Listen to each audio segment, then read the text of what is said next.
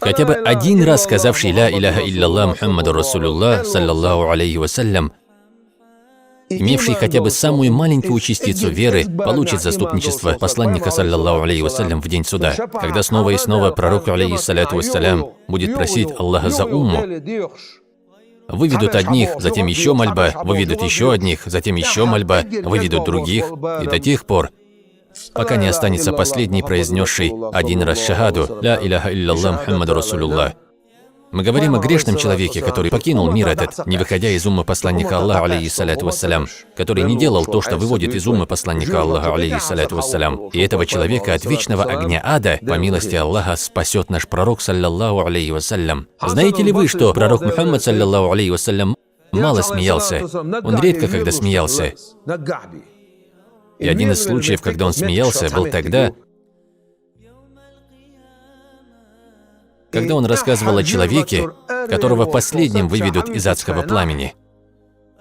Спустя 1000 лет, когда всех выведут оттуда, спустя 1000 лет он будет медленно, ползком выходить из ада.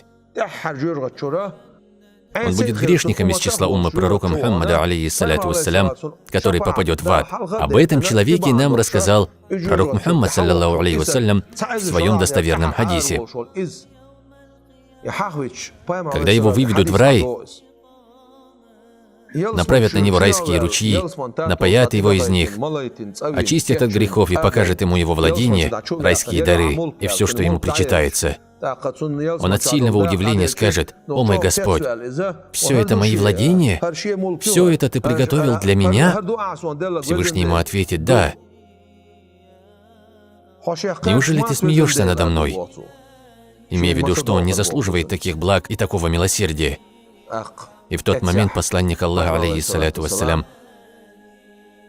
рассмеялся так, что были видны его коренные зубы, потому что даже самый последний человек, вышедший из ада, получит такие блага.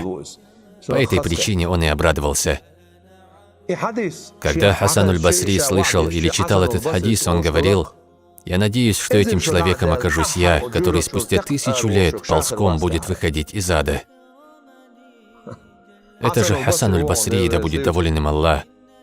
Это же Хасан аль-Басри, который с криком падал в обморок при виде могилы. Когда он останавливался рядом с могилой, он падал в обморок. Ведь не говорит он, что хочет быть тем, кто попадет в ад, и не говорит он, что желает быть тем, кто выйдет из ада последним. Сказанное им означает, что желает он оказаться умершим, будучи мусульманином, чтобы умер он, продолжая свидетельствовать единственность Аллаха и правдивость пророка Мухаммада, саллаллаху алейхи вассалям. Пусть даже и последним выйдет он из ада. Посмотрите же на их богобоязненность.